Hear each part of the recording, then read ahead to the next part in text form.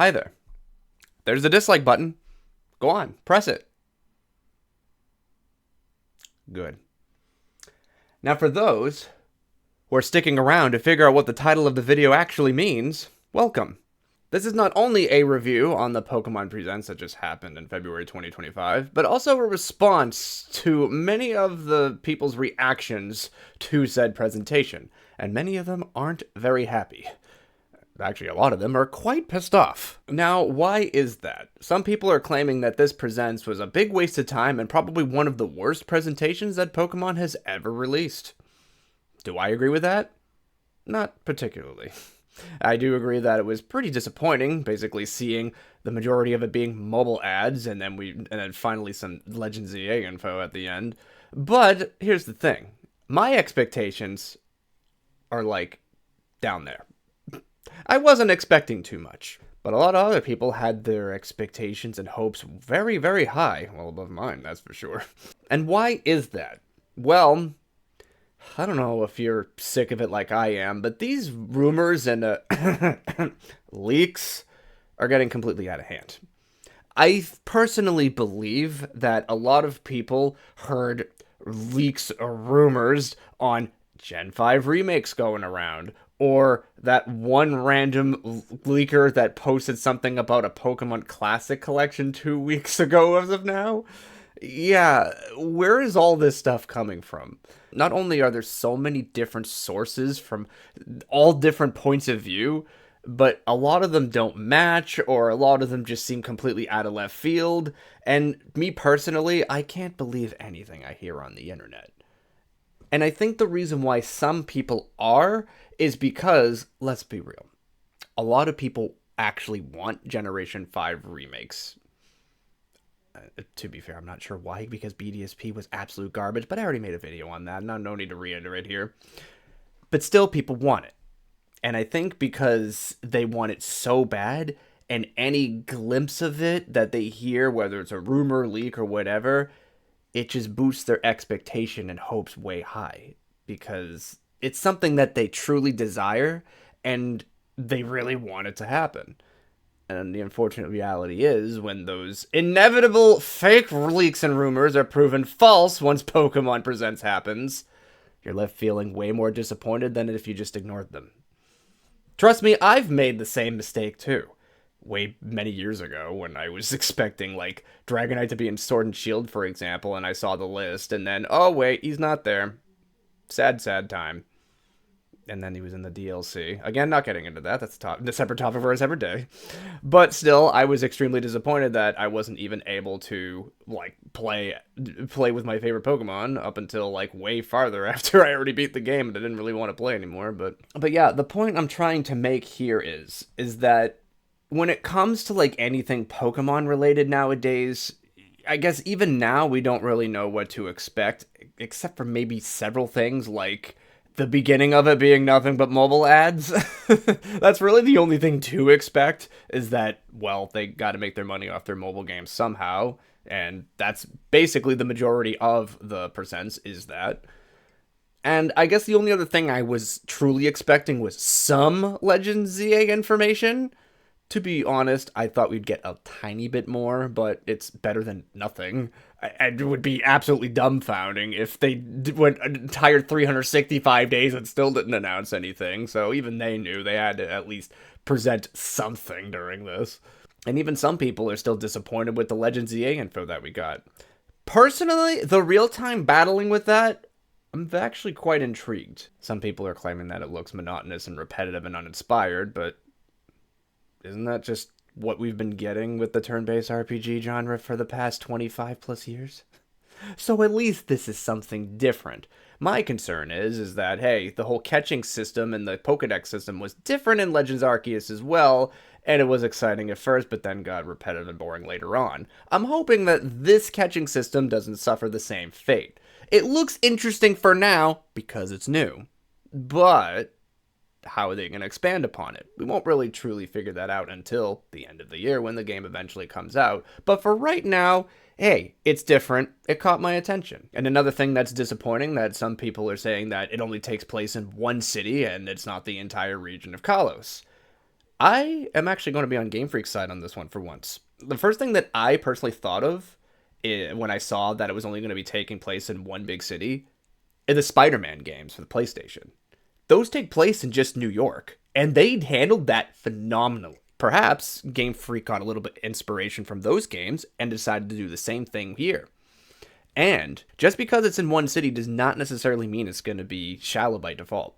It all depends on the direction, the creativity, the content. There's a lot to do with one big city with one giant plan, you know what I mean? So it just depends on what they're capable of and how they handle it, really. I guess that's the basic terminology, and that's fluff, but you get what I mean. Just because it's in one city does not guarantee that the game is going to lack content. But again, we won't know until later on. Here's one thing that I agree that should have happened, that I'm surprised that it didn't, is literally no new Mega Evolutions. Okay, I'm actually shocked that you guys didn't do that, because isn't that literally just a money printer? You literally just show Mega Flagon and you automatically get 1 million pre-orders on the spot? Perhaps they're saving that for August during another showcase, because the game is coming out later on this year in late 2025, so you never know. So inevitably it will happen, so maybe they're just showing the basics for now and not revealing too much, because a lot of it could be still a work in progress. I mean, we didn't get any information up until now. And I will admit the art direction looks a little bland. Personally, I kind of liked the style of Legends Arceus a little bit more. And this one just looks a little bit like washed out in my opinion. But again, you never know. I guess they have some more time to work on it up until the end of this year. But at least the vertical slices we got, the game ran better than a baked potato. Hey, maybe it won't run at 15 frames per second. So far, that at least looks pretty good. So I at least have to give some props there. But again, it's only vertical slices. Any place that had frame drops, they probably didn't show it in the trailer for obvious reasons. So again, we have to take that with a grain of salt. But yeah, anybody who was expecting like a lot of information during this event, I can't imagine how anybody could think that like Gen 5 remakes were coming. Generation 10 reveal, I still think personally that's a little too early for that, especially if you take into account that if Generation 10 is revealed, the fear probably is more people will focus on that, and that may affect the sales of Legends ZA later on down the line. It may not happen, but still the possibility is there, so I can understand why they didn't want to do that.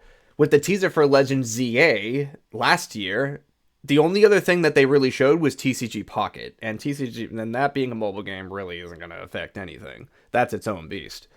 So it's understandable why they would probably want to focus on one game at a time and not oversaturate anything. Because let's be real, Scarlet and Violet was probably rushed. Probably. It was. It was definitely rushed, and the cracks are showing every single time, no matter how many times they patch it. So hopefully, with them focusing on one game at a time, just leave Generation 10 behind. Leave Gen 5 behind for now. I'd rather them focus on one game at a time and make it really good, instead of having like 3 or 4 projects running all at the same time, and then we're just going to run into the same issues again. And nobody wants that. I guess the bottom line is this. This is just a cautionary tale, a lesson to, I guess, not let your expectations get too high. Because if they are way up here and then what you get is not even a jump off the ground, you're going to be left disappointed.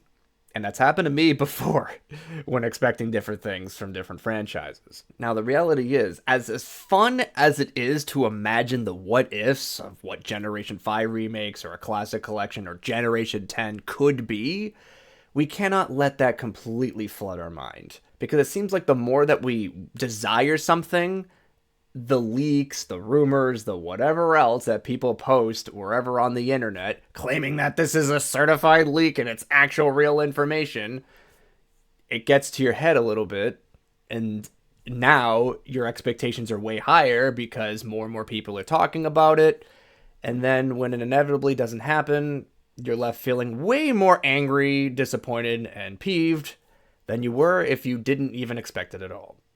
I'm not saying be pessimistic and expect the worst every time.